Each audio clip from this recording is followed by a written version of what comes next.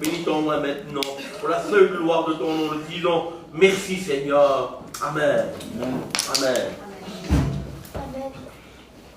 Vous savez, on a tendance des fois, nous, à juger par rapport à ce qu'on voit. C'est vrai. On est comme ça quand je dis nous, la plupart des gens sont comme ça. Quand on voit un petit peu, on voit un petit peu l'aspect extérieur, un petit peu, voilà, et on dit, ah, ça a l'air de, tu vois, d'être un homme de Dieu, ou ça a l'air, tu vois, d'être une femme de Dieu, ou alors, on a tendance, nous, à faire un petit peu comme le dit ce dicton, on leur donnerait le bon Dieu sans confession. Et j'aimerais, avant d'entreprendre encore la lecture, parce qu'avant de dire ce qu'il y a après le mais, le verset 5, c'est ce mot-là qui apparaît, mais, et ensuite vient ce qui va venir. Mais j'aimerais juste vous exposer ce cadre, et j'aimerais alors vous ne levez pas, et dites pas moi je vois comme ça, on va essayer de faire ça dans le silence, mais sincèrement, d'accord, je voudrais que vous jugiez avec votre façon d'entendre, vous écoutez là, ce que dit l'apôtre Paul, et essayez de visualiser dans votre esprit le peuple, là qui apparaît dans la parole de Dieu. L'apôtre Paul est en train de parler d'un peuple. Et il dit ceci, écoutez, et j'aimerais que vous donniez, vous, d'une échelle de 0 à 10, je dis bien, vous allez vous rappeler, c'est cette émission, l'école des fans. Les jeunes ne connaissent pas ça, les jeunes de 20 ans. Bon, moi, j'ai bientôt 44 ans, j'ai connu ça. Alors, à l'époque, il y avait des notes.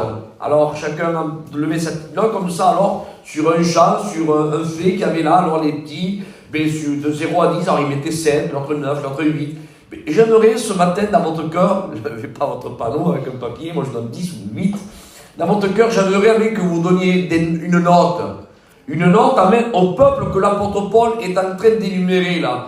Concernant, alléluia, vous me direz si réellement, par rapport à ce que vous entendez de l'apôtre Paul, vous allez dire dans votre cœur, est-ce que réellement ce peuple est perdu ou ce peuple est sauvé?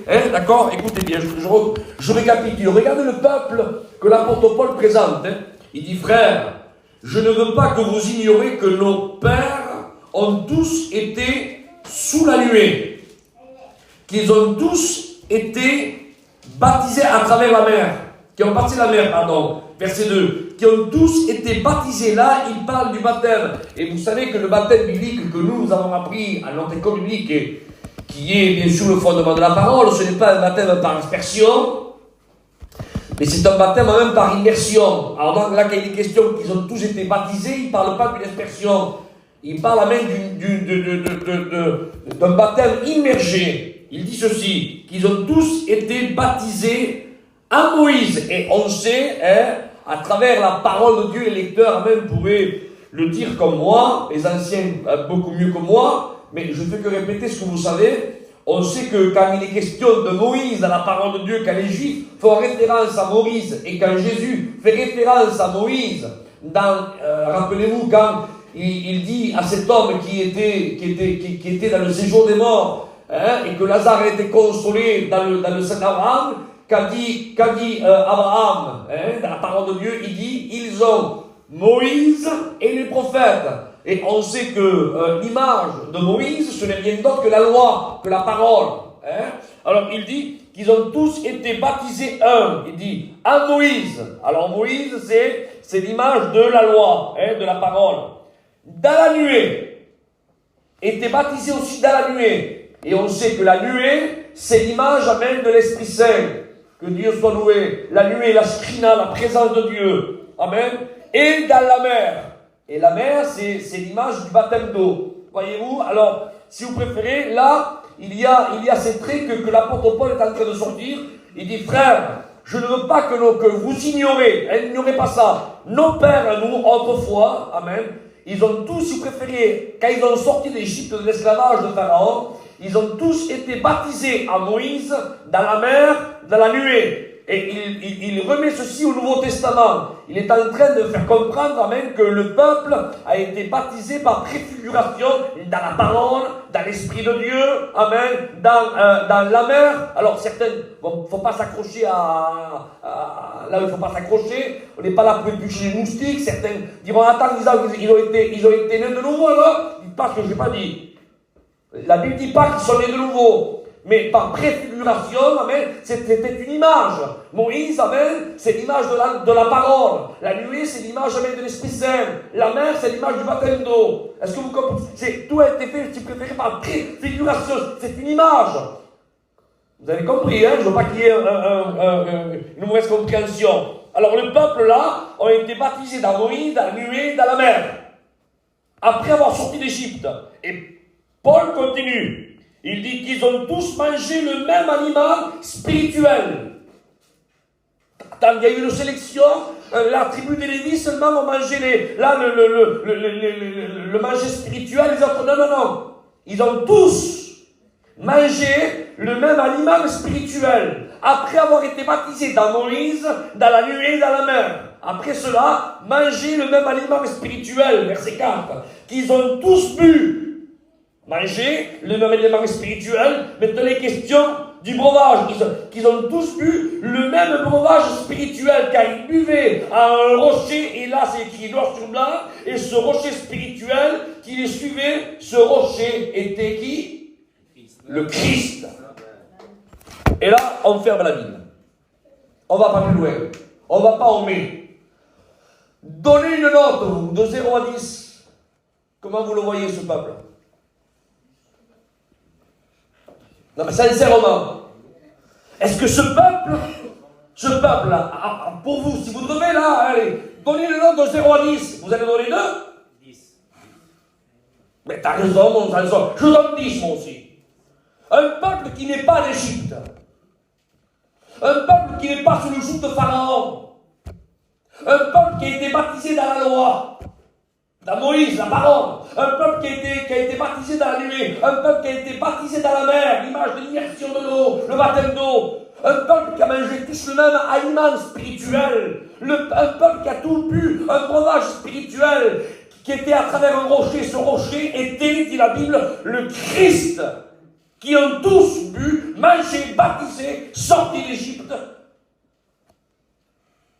Et on ferme là. On dit ce peuple est sauvé. Pouvez-vous envoyer un peuple, avec tout ce qu'on a entendu de ce peuple-là, pouvez-vous envoyer un peuple comme ça en enfer, vous? Sincèrement. Qui dirait, ce peuple-là, il est perdu? Mais personne. S'il n'y aurait pas le verset 5, on met ce peuple au ciel, nous. Il n'y aurait même pas la place pour douter. C'est sûr et certain. Comment? Sorti d'Égypte, sorti du joug de Pharaon, bu un même breuvage spirituel, manger le même aliment spirituel, baptisé dans Moïse, dans la nuée, dans la mer. Et puis c'est Paul qui le dit, il le relate à l'église de Corinthiens. Ce peuple est sauvé. Il n'y a pas le moindre doute sur ça. Mais l'apôtre Paul, écoutez, l'apôtre Paul continue. Et avant de continuer, j'aimerais vous donner l'interprétation de ce mot, car il dit « Je ne veux pas que vous ignorez ». Et le mot « ignorer » en grec, il y a une racine, je vous fais grâce du mot grec, on n'est pas des grecs, mais je vous donne directement la signification. Il y a une racine qui veut dire « c'est-à-dire toute la faculté de perception, de compréhension et celle des sentiments et de jugement ».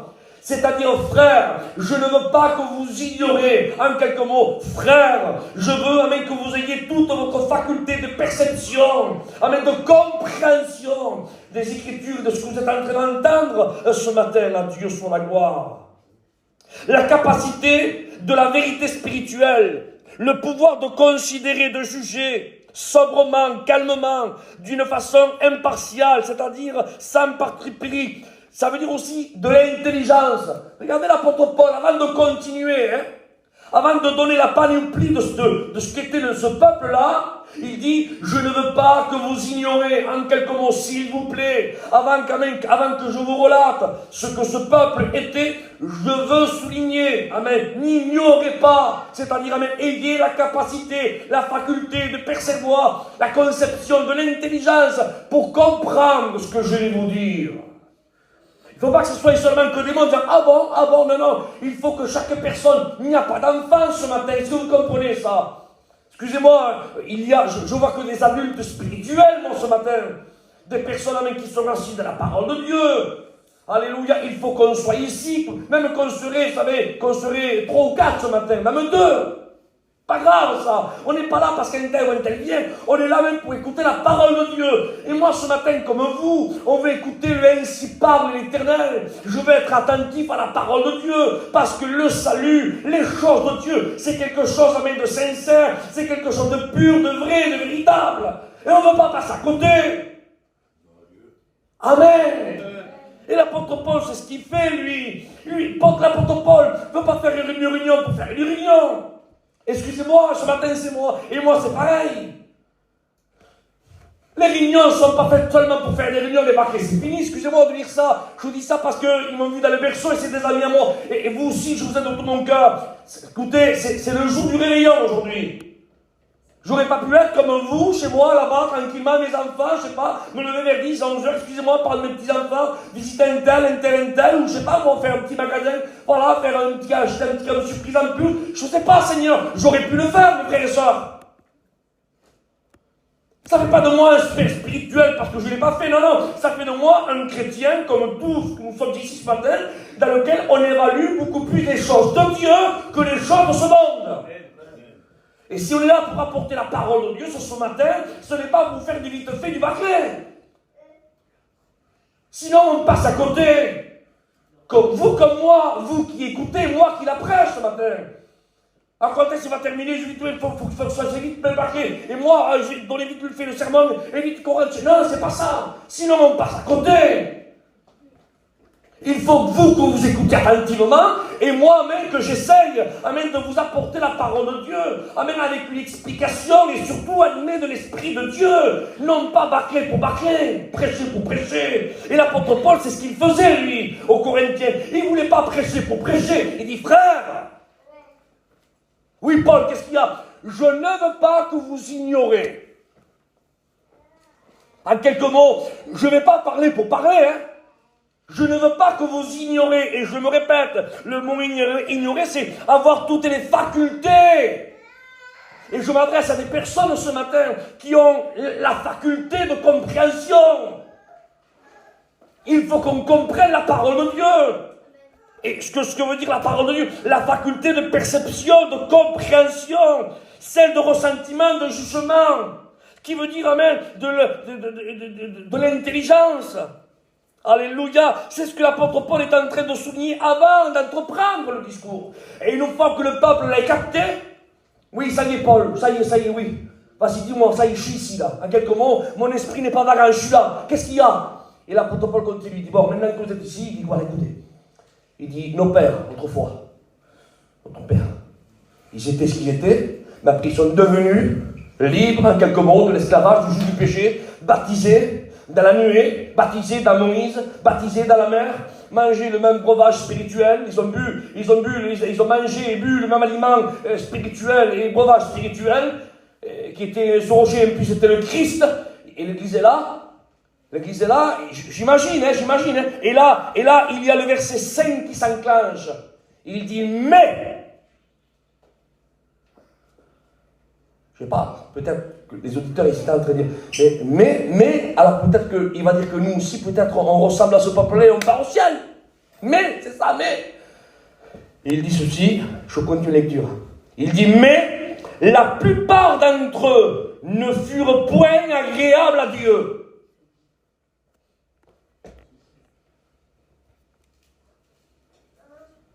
Seigneur, c'est spécial. C'est spécial, mes frères et sœurs. Comment est-il possible? Mais la plupart d'entre eux, ça veut dire la majorité, Pas un petit groupe, un petit nombre, hein, pas prendre 3 ou 4 sur le volet, non. Il dit, mais la plupart d'entre eux ne furent point agréables à Dieu, puisqu'ils périrent dans le désert. Sortir d'Égypte, ne plus être sous le joug de Pharaon, avoir comme pasteur, quel est ton pasteur responsable? Moïse. Pas possible. Oui, c'est mon pasteur responsable, Moïse. Ah bon? Et alors, et après, eh bien, on a été baptisé dans Moïse, dans la loi, baptisé dans la nuée, baptisé dans la mer.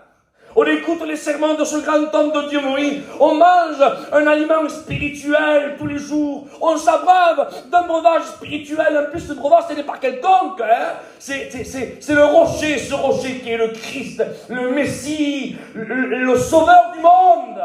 On s'abreuve là, ce rocher. C'est grave. Et le texte dit, mais la plupart d'entre eux ne furent point agréables à Dieu, puisqu'ils périrent dans les déserts. Verset 6. Chut.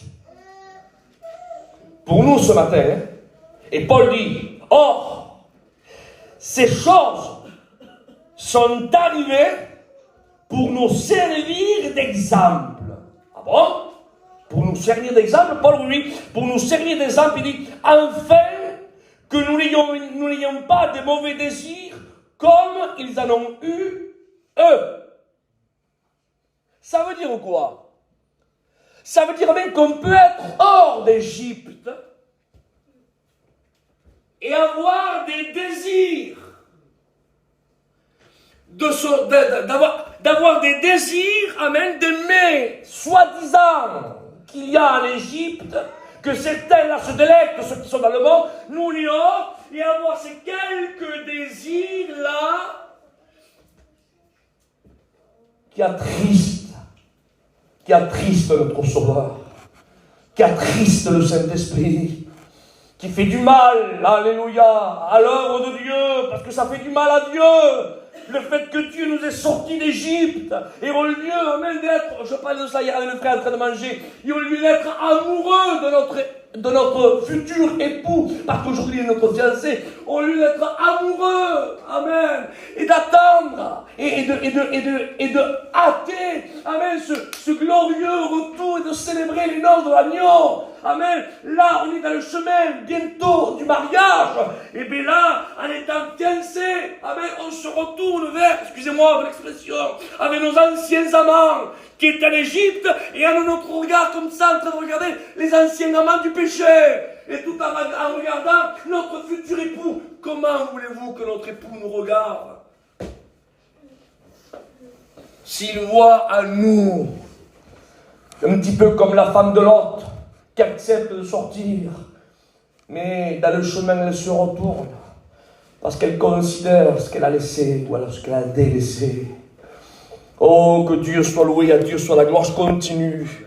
Il dit, mais la plupart d'entre eux ne furent point agréables à Dieu parce qu'ils périrent dans le désert. Or, ces choses sont arrivées pour nous servir d'exemple, afin que nous n'ayons pas de mauvais désirs, comme ils en ont eu eux. Amen. Voulez-vous savoir les mauvais désirs qui les ont empêchés de rentrer dans la terre promise? Voulez-vous les connaître? Amen. C'est bien de les connaître. Hein? Voulez-vous les savoir? Alors, je ne sais pas si j'ai le temps de tout dire, mais on va faire en tout cas un survol, d'accord? Verset 7, écoutez, le premier mauvais désir qui a déplu fortement à Dieu, et c'est à cause de ceux-là qu'ils ont péri dans le désert. Premier mauvais désir, il dit, ne devenez point idolâtres. Seigneur, ne devenez point idolâtres. C'est que je l'ai marqué. Oui, je l'ai marqué ici. Il dit, ne devenez point idolâtres comme quelques-uns d'entre eux. Mais tu me diras, Isaac, je ne suis pas idolâtre, moi. Ça ne me concerne pas. Eh oui, mais le mot idolâtre, vous savez, nous, on a une certaine conception de l'idolâtrie. On croit que c'est seulement ceux qui sont là dans les églises catholiques et qui sont en train d'idolâtrer, là, les statues faites de main d'homme, qui sont en terre cuite, en bois ou en pierre. Et on croit que c'est ça l'idolâtrie. Ça en fait partie. Mais c'est encore autre chose. Ah bon? Et c'est quoi Isaac? Eh bien, j'ai regardé un petit peu là dans la profondeur des textes. Le mot idolâtre, je vous fais grâce du mot grec, le mot idolâtre, ça veut dire aussi un homme cupide.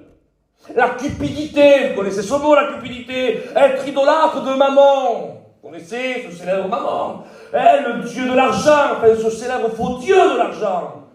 Il y a des personnes qui idolâtrent le petit billet qui est dans la poche, qui l'évaluent, lui donner de l'importance, à un tel point qu'il ne supporte pas quand le billet est froissé. C'est pas grand-chose, ça, le billet était... Allez. Vous croyez que c'était un 500 € que vous allez sortir? Mais non, c'est 5 €. Mais il y a des personnes qui ne supportent pas quand le billet est un petit peu comme ça, vous voyez, comme ça. C'est bizarre, ils ne le supportent même pas. Il faut qu'il soit bien repassé, bien là, bien mis. Alors tu me diras, Isaac, c'est un détail ça. Oui, c'est vrai, c'est un détail. Mais il y a certains détails qui démontrent. Certains détails qui parlent beaucoup. Est-ce que vous comprenez ce que je veux dire ça? Qui démontrent réellement l'importance. Et quand vous voyez là qu'ils ne veulent même pas froisser un petit billet, par contre, ça leur fait rien de froisser une page de la Bible. Ils ont une page là, vous avez vu, certains, ont leur Bible, ils sont tous froissés, des pages déchirées, là, ça ne fait rien. Par contre, le petit billet qui n'est pas froissé, qui est froissé, ça les dérange. Pour que tu sois bien petit là, je ne sais pas, Seigneur, tu me diras, Isaac, tu touches une corde vraiment insignifiante.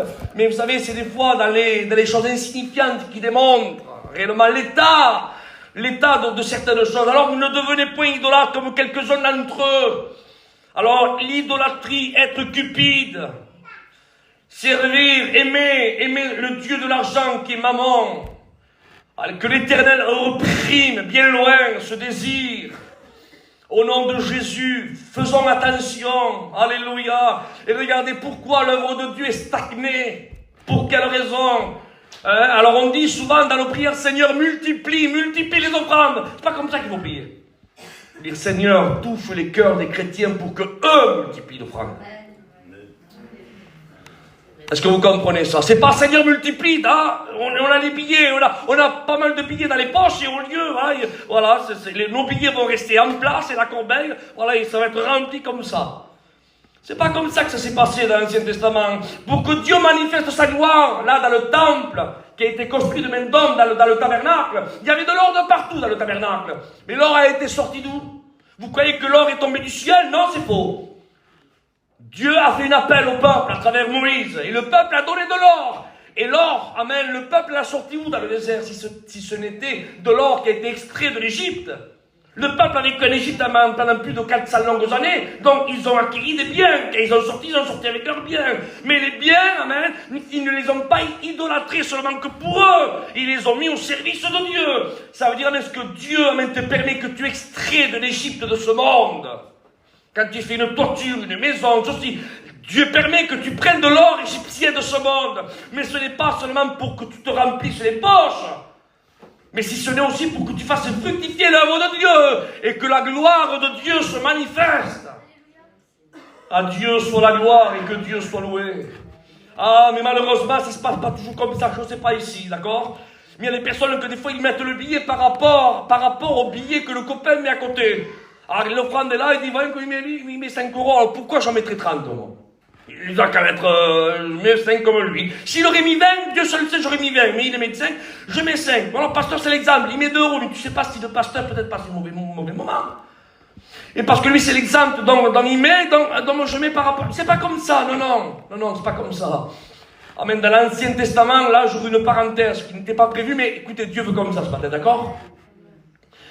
Quand il y avait quelqu'un qui avait péché, si quelqu'un était aisé financièrement, il fallait que pour son péché, il apporte un taureau. Un taureau, ça coûtait quand même un certain prix.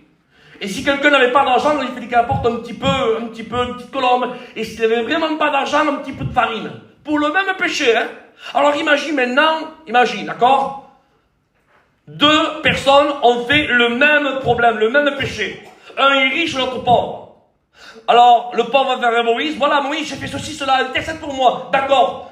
Vas-y, montre-moi la largeur de ton portefeuille. Qu'est-ce que tu as offert pour ton péché? Eh bien, j'ai pas grand-chose, j'ai pas de sous, tu connais ma situation familiale, j'ai pas de métal, j'ai un petit peu de farine. Alors, Moïse dit, écoute, donne-moi un petit peu de farine et je vais intercéder pour toi. Et Dieu lui pardonnait. Maintenant, celui qui est à côté, là, qui a des grands biens, voyons, on a fait le même péché, moi et lui, mais écoute, lui, il lui donne un petit peu de farine, moi je lui donne un petit peu plus de farine, et voilà, Dieu, ça contactera, hein. Eh bien, écoutez, Dieu refusait son offrande. Pas possible. Mais il a donné, on a fait le thé pareil, on a fait la même chose, moi et lui. Il donne un petit peu de farine et j'en donne pareil. Non, non, non, toi tu peux. Alors toi, Dieu veut que tu donnes selon la mesure de ton portefeuille. Tu as un taureau, donne un taureau. Sinon, le Seigneur ne lui pardonnait pas. Vous croyez que Dieu amène, regarde, il filtre tout, le Seigneur. Est-ce que vous comprenez ça? Celui qui peut donner 2 euros, alléluia, qui le donne de tout son cœur, selon sa générosité, selon, amen, l'amour qu'il a pour l'œuvre de Dieu, et selon l'argent de son portefeuille. Mais si toi, ta capacité te permet de donner plus, donne plus parce que Dieu le voit.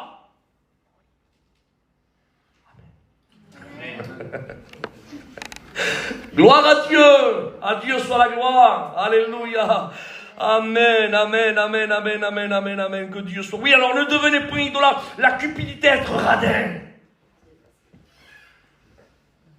Dieu ne supporte pas la cupidité. Excusez-moi, je le dis moi aussi, excusez-moi mes frères, et moi aussi je ne supporte pas. Alors ça, hein. Seigneur, c'est vrai, hein. Alors je ne me prends pas, vous avez compris, c'est pas beau, c'est vilain. Seigneur, c'est vrai. Alors il dit, ne devenez point idolâtre. La cupidité a été un des signes que Dieu a dit, stop, vous ne rentrez pas. Alors écoutez, on sort d'Égypte, on sort de l'esclavage de Pharaon, baptisé dans Moïse, baptisé dans la nuée, baptisé dans la mer, mangé le même breuvage spirituel, bu le rocher qui était le Christ. Et parce que je suis cupide, il ne rentre pas. C'est pour cela que Paul dit, je ne veux pas que vous ignorez. Je ne veux pas, en quelques mots, les personnes qui autorisent leur conscience. Ah, je suis plus dans le monde, je ne bois plus, je ne fume plus, j'ai été baptisé, j'ai la Bible sous ma main, j'ai la cravate le dimanche matin, je prends ma Sainte Seine, et voilà, et oui, mais si tu es cupide, même avec tout cela, si tu es cupide, si tu valorises plus le billet que l'œuvre de Dieu, si tu l'aimes plus, si tu le considères plus, je ne te juge pas. Mais c'est la Bible qui dit, ces choses sont arrivées pour nous servir d'exemple. Donc ça veut dire, mes frères et sœurs, ce que ça veut dire, d'accord? Donc je continue. Vous en déduisez ce que vous voulez en déduire. Verset 2, Paul continue et dit, le peuple s'assit. Deuxième point. Premier point, ce peuple n'était pas agréable à Dieu parce que par rapport à l'idolâtrie, hein, et une des racines porteuses dans le grec, c'est la cupidité. Servir le Dieu maman, qui est le Dieu de l'argent, ce faux Dieu, pardon. Hein. Deuxième point, Paul continue. Ah, quel est encore ce qui a déplu à Dieu pour que ce peuple reste là, qu'il ne rentre pas dans le pays promis. Deuxième point, Paul continue et dit, ce peuple s'assit pour manger, pour boire, pas grand-chose, hein. S'assit pour manger, pour boire, et il se lève pour se divertir. Ah, apparemment, moi je ne veux pas trop ça, trop méchant, mais j'ai voulu regarder, j'ai dit, Seigneur, pas possible, à cause du manger, à cause un petit peu de boire, voilà, de se réjouir, d'accord, un petit peu comme on va faire ce soir et demain, d'accord, manger, boire, et un petit peu se divertir, à cause de cela, Seigneur, ils ont été désagréables à tes yeux. Et j'ai voulu savoir, parce que j'aime bien être curieux, j'ai voulu savoir que voulait dire le mot divertir. Pourquoi c'est si grave comme ça, Seigneur, être divertir? Alors j'ai voulu, et le mot divertir, écoutez, ça a plusieurs racines dans le grec, j'en ai pris quelques-unes, ça veut dire danser. Ah, là vous avez une preuve, hein, qu'un chrétien ne danse pas. Amen. Là vous avez la preuve biblique, hein. Si vous voulez, je vous donne même le mot grec, c'est le mot paiso. Hein, vous le vérifierez. Vous demanderez à vos pasteurs. Ils vous le diront d'ailleurs, ils l'ont déjà dit sûrement. Mais je fais partie d'un de plus qui vous le répète. Ça veut dire amen. Se divertir, c'est le mot danser. Ah oui, mais les Juifs dansaient. Oui, mais c'est pas pareil que nous. Oh, ils gesticulent. Comme le mot raka, quand David dansait devant l'arche. Ah, il jouait pas, il faisait pas des claquettes comme le flamenco, hein, croyez-moi. Hein. C'est le mot raka, c'est des bons. Alléluia. Alléluia. Des bons. des sauts de joie. C'est comme quelqu'un quand il marque un but. Vous avez le gradin qui bondit. Et ça, c'est le mot raka. Il danse pas, non. Au contraire, c'est le bondissement de champion. Ils sont contents, ils sont heureux. Et c'est ce que David a fait. Quand l'arche est rentrée, il a bondi de joie. Parce que l'arche est rentrée. Est-ce que vous comprenez ça? Et certains ont pris ça comme argent comptant. Ils dansaient. Alors on danse. On danse. Mais c'est pas ça. C'est pas ça. Parce que la danse d'aujourd'hui, vous savez que dans certaines danses, excusez-moi de dire ça, c'est-à-dire je ne veux pas être cru ce soir matin, mais il y a des danses, que dans des danses, il y a des messages diaboliques. Et je pèse mes mots. Il y a des danses, écoutez ce que je vous dis, des danses où, comme il y a le langage des signes, il y a le langage des yeux. On le connaît, le langage des yeux, entre père et fils. Il faut être un proche pour connaître le langage des yeux. Un petit regard, hop, et le fils comprend. Chut, tais-toi. Petit regard. Il n'a rien dit. Mais ça, on appelle ça le regard le regard des yeux, d'accord? Ou alors le regard de l'attitude. Ah, j'ai vu mon père petit comme ça, je le connais quand il fait ça, c'est ça, ça. Il y a un langage, vous savez, il y a un message derrière ça. Et il y a le message aussi oral, amen, mais il y a aussi le message écrit, et il y a aussi le langage de la danse. Dans certaines danses, ceux qui regardent certaines façons de danser, à travers cette danse, il y a un message derrière ça. Et il y a des fois un message diabolique. Et je pèse mes mots. Comment voulez-vous, frères et sœurs, que ça plaît à Dieu? C'est impossible que ça plaît à Dieu. C'est pour cela que l'Ancien Testament le faisait. Le Nouveau Testament le relate à nouveau. Il le remet à l'ordre du jour. Quelques mots, ce qui est passé n'est pas passé, seulement que pour eux. Il dit, ces choses sont arrivées pour nous servir d'exemple. C'est toujours d'actualité pour vous, les Corinthiens. Et moi, je dis Isaac Castro, là, d'accord? Je prends tous mes collègues serviteurs de Dieu, ils attesteront, ils diront, oui, on est avec toi, Isaac, tu peux le dire. C'est valable, même pour aujourd'hui, en 2000, bientôt 24, là. C'est valable, c'est pour l'actualité. Amen. Il dit, alléluia, il s'assoit, il mange, il boit, il se divertit. C'est le mot divertir, c'est le mot danser, c'est le mot chanter. C'est le mot plaisanter. Une plaisanterie, il y a plaisanter et plaisanter. Écoutez, moi je suis un blagueur moi aussi. Voilà, j'aime bien des fois dire des petites blagues, un petit peu comme Glazo. Et Glazo fait partie de ces gens qui aiment, voilà, et je dis lui, parce que je pourrais en citer bien d'autres. Mais tout ça pour dire qu'il y a plaisanter et plaisanter. Il y a des plaisanteries qu'on ne doit pas. Dans lequel c'est un domaine qu'on ne peut pas plaisanter, on ne peut pas rentrer. C'est pas pour y mon plein, non, mais on ne peut pas. Est-ce que tu comprends? On ne peut pas. Oui, mais je plaisantais, mais non. Mais c'est à travers une plaisanterie que le Saint-Esprit est contristé, que le Saint-Esprit est attristé.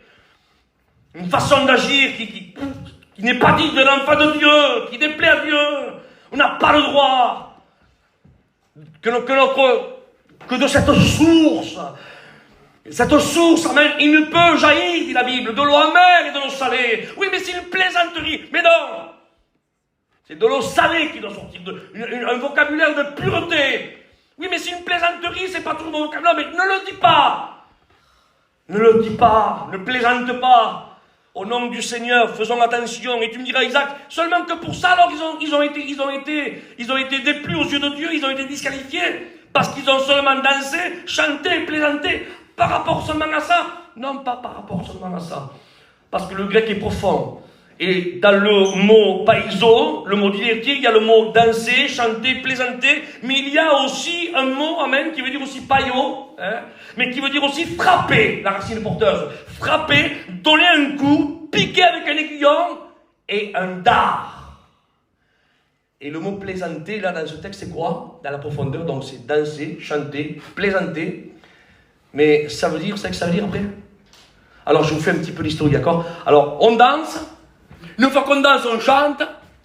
C'est vrai, ça va ensemble. Une fois qu'on chante, on danse. Et bien après, on fait des petites plaisanteries. Et après, une fois qu'on a chanté, dansé, plaisanté, alors ensuite on s'assoit et on commence à piquer. Comment piquer? Oui. Après, il s'engage des conversations et tu commences à piquer. T'as vu un tel là-bas? C'est ce que ça veut dire, Ça veut dire frapper. Comment frapper avec quoi? Mais frapper, vous avez compris, avec la langue. Donner un coup avec la langue. Piquer avec un aiguillon du dard en dard. Vous savez, quand la guêpe, elle pique, qu'est-ce qu'elle laisse? Dans la piqûre, elle laisse le dard. Ça a été le moyen, là où son venin a été projeté dans ton corps et qui t'enflamme, qui te fait du mal. Et c'est ce que ça veut dire. Parce que quand on chante, on danse et on plaisante, croyez-moi, ensuite on n'a pas envie de parler en langue. Ça s'enchaîne. On chante, on danse. Après on plaisante. Et après, une fois qu'on est fatigué de danser, fatigué de chanter, fatigué de plaisanter, alors après on commence à regarder sur les voisins. T'as vu un tel là-bas? T'as pas entendu ça et ça et ça? Et t'as pas entendu, mais c'est toujours la même, changera pas, mais fais pas attention, toujours comme ça. Et parc, un pic, et parc là-bas, et tac, et tu me diras, ah bon, c'est ça? Tu crois que c'est ça? Oui, parce que l'apôtre Jacques dira dans le chapitre 3, verset 8, il dit, la langue est pleine d'un venin mortel. Pleine d'un venin mortel. Et le texte dit, un dard. Et ce peuple-là, même qu'il était hors d'Égypte, même qu'il n'était plus sous le joug de Pharaon, même qu'ils ont été baptisés dans Moïse, qu'ils ont été baptisés dans la nuée et dans la mer, même qu'ils avaient le leader des leaders pour les conduire, frères et sœurs, ça leur empêchait pas de danser, de plaisanter, de chanter, et de piquer avec leur langue, de faire du mal avec leur langue. Et peut-être que Moïse n'entendait pas. Mais notre Dieu à nous, je veux l'amener après ça s'il vous plaît, notre Dieu, ses yeux sont comme des flammes de feu.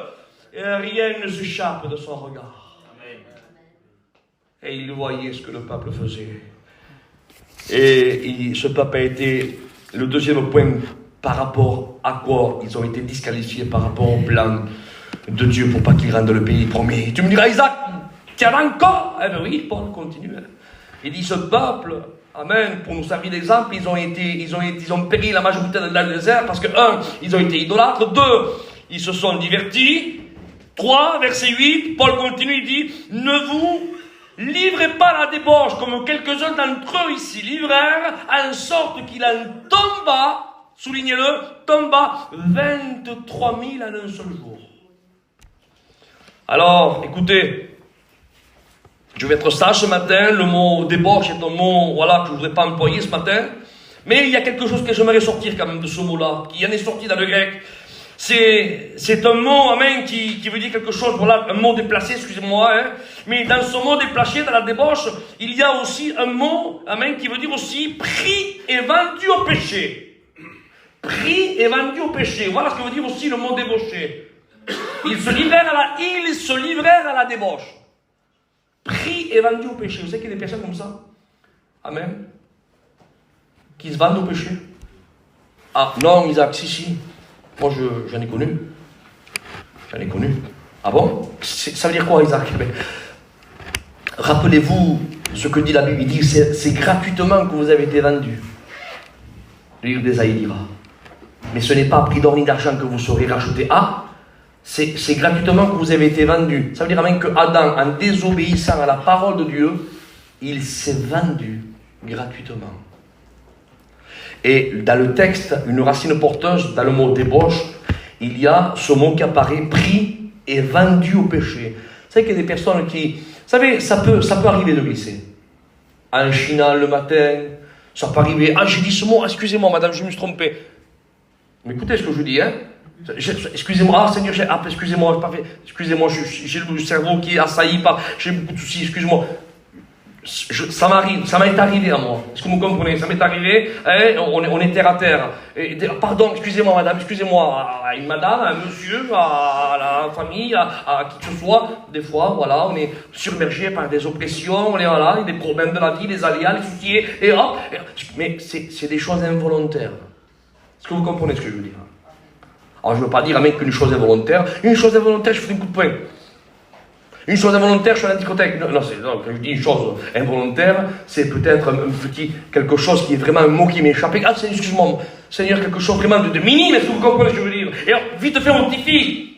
Mais là, quand le texte dit, ils se livrèrent à la débauche, c'est le mot, amen, ils se vendent au péché. Ça veut dire, ils savent que s'ils disent ce mot, à la petite maison là, la torture, ils la font.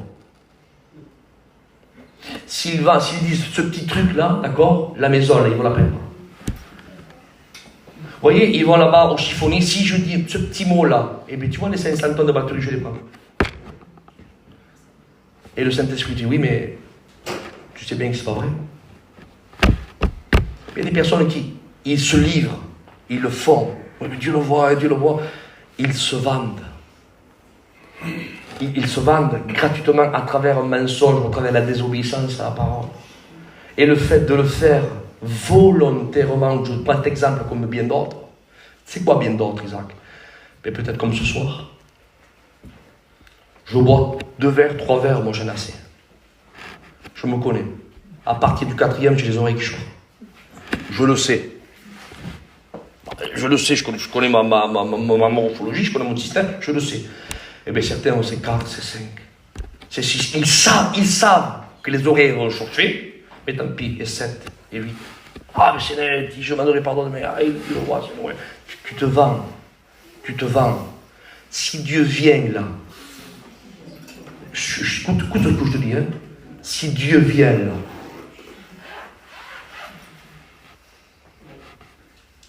je te promets que c'est vrai. Hein. Je ne veux pas être juge, Dieu ne nous a pas établi juge. Mais je vous relate ce que dit la parole de Dieu, est-ce que vous comprenez ça?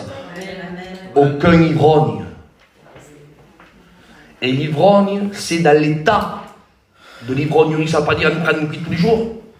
Mais si tu es dans un état second, que tu t'es jeté volontairement, ça m'est arrivé, alors je vous mets toujours mon exemple, hein, pour froisser personne. Ça m'est arrivé, moi, en travaillant le matin, un petit client. Voilà, monsieur Castro, vous allez bien me prendre un apéro avec moi. Vous savez, en plein été, quand il fait très très chaud. Non, monsieur, écoutez, écoutez, ça fait longtemps que vous n'êtes pas passé, vous avez passé un petit... Écoutez, c'est déjà, c'est préparé, là, un petit Ricard. C'est pas une bouteille, un petit Ricard, hein. Et je vous promets que c'est vrai. Hein, et puis, je vous le dis derrière ici, donc je pèse mes mots. Et je voulais partir vite de chez moi, alors j'ai pris le verre là, je comprenais, j'ai pas trempé les lèvres, sinon j'allais rester 3 heures, le monsieur qui voulait la conversation pendant des heures et des heures, je dis Seigneur, alors j'ai pris le verre, j'ai fait ça. Je l'ai bu que sec, bon écoutez monsieur, je dois partir, hein, alors là, écoutez, allez bien l'année prochaine, et je suis parti, prendre le véhicule,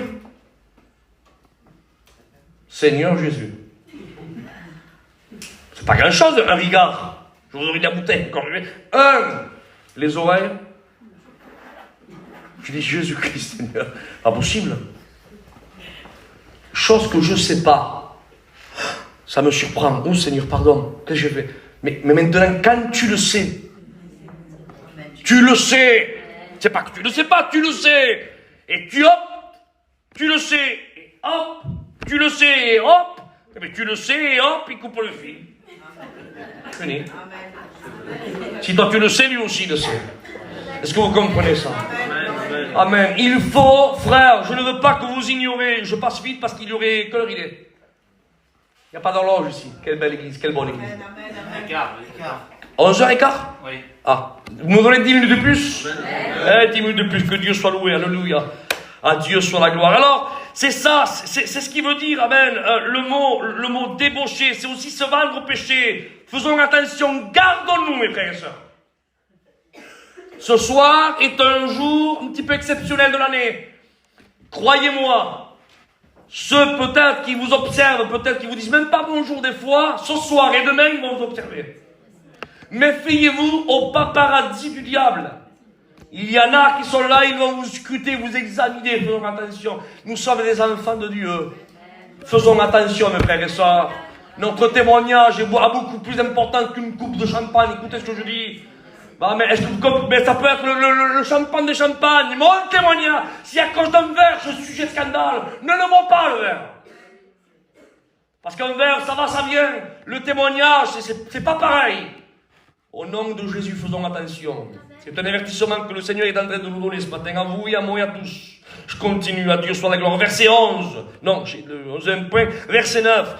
Le texte continue, il dit, ne tentons point le Seigneur, verset 9, comme le tentèrent quelques-uns d'entre eux, et qu'ils périrent par les serpents.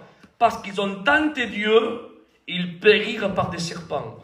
Que veut dire le mot tenter? Ne tentons point Dieu. Le mot tenter veut dire, amen, éprouver la capacité de Dieu et de son pouvoir. C'est-à-dire, en quelques mots, de mettre Dieu à l'épreuve.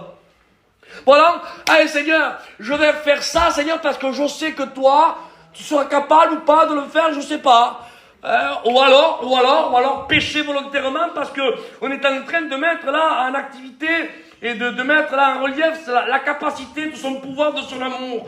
Je le fais parce que je sais que tu es amour, tu me pardonneras.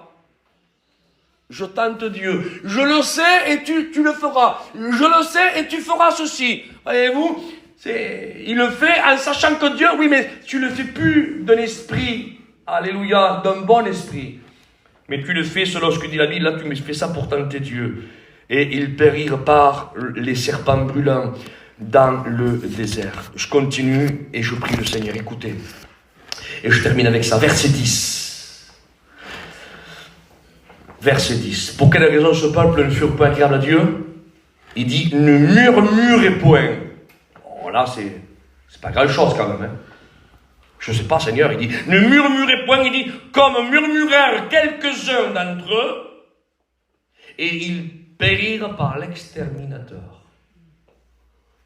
C'est pas possible. Murmurez. Seigneur, murmurez. Oui, mais ça, c'est ce qui est écrit dans la version seconde. J'ai voulu regarder, parce que voilà, j'aime bien regarder, je dis, Seigneur, quand même, c'est un petit peu léger, ça. Périr dans le désert, Seigneur. On a quitté l'Égypte, on a quitté Pharaon, on a été baptisé dans la loi, on a été baptisé dans la nuée, on a été baptisé dans la mer, on boit le même breuvage, le même aliment, Seigneur, je suis ici à l'église. Murmurer, ça y est, c'est fini, je vais pas au ciel, Seigneur. Je trouvais ça un petit peu léger. Et j'ai voulu regarder.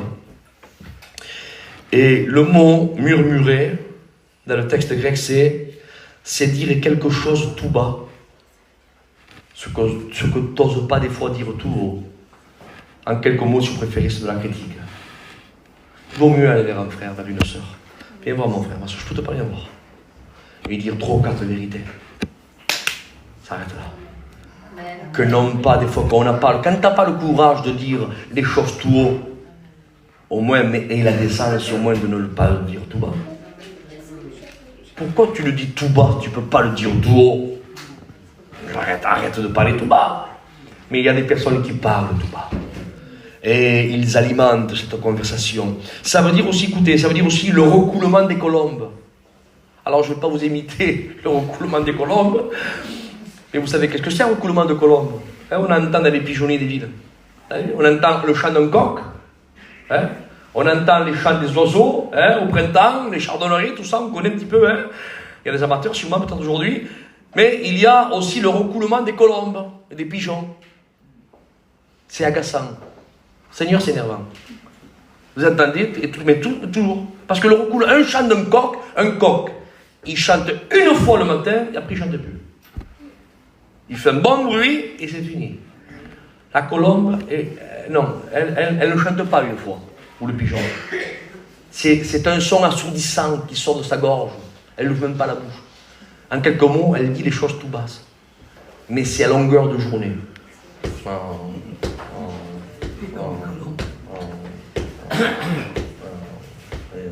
Et où ils se mettent, les colombes et les pigeons, la plupart, dans les villes, dans les couchers des églises. C'est malheureux que ceux qui parlent toujours, Seigneur, à voix basse, on trouve la plupart de ces gens-là, ils sont toujours à l'église. Ceux de l'extérieur ne sont pas comme ça, du monde. Ceux de l'extérieur, ceux du monde, je parlais, quand il faut se dire 4 vérités, ils se disent c'est fini. Mais ceux qui, je ne dis pas pour toutes, que Dieu me pardonne, vous allez me tuer, je dis ça. Mais la plupart, quand on les trouve, ces personnes-là, ceux qui recoulent, quelquefois, comme les pigeons, ils sont toujours dans les cloches des églises, ils sont toujours là, dans les églises, quand on recoule, ils recoulent. Ils ne chantent pas une fois comme un coq. Dis une fois et après c'est fini, mon frère, ma soeur. Dis ce que tu as dit, après c'est terminé. Non. Ils font pas ça. Du matin au soir. Chante pas, Et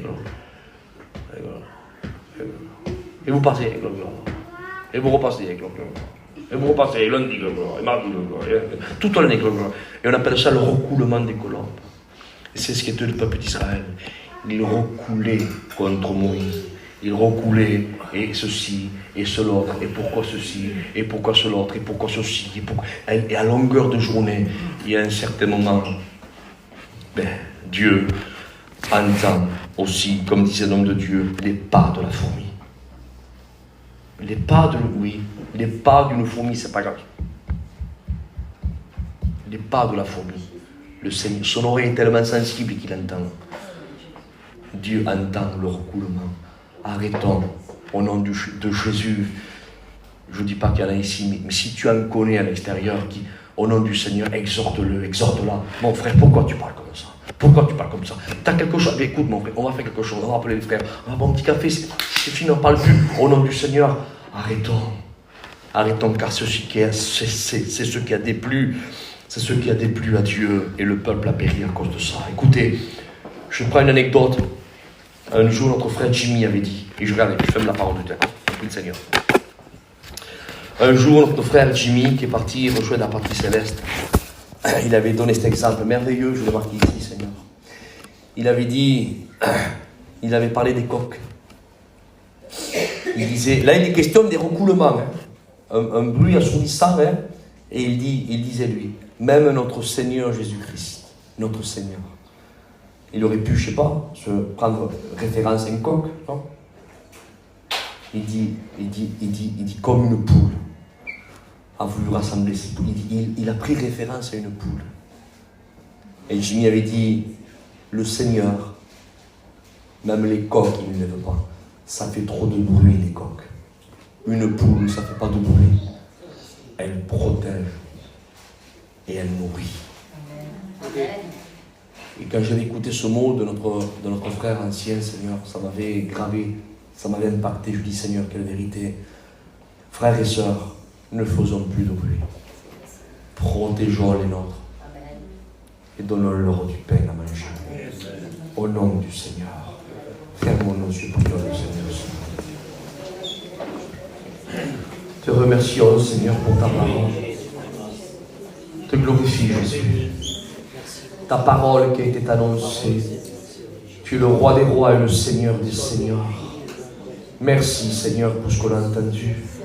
Combien, Seigneur, je ne veux pas, Seigneur, faire partie de ceux qui écoutent et quelques instants après, ils oublient ce qu'ils ont écouté.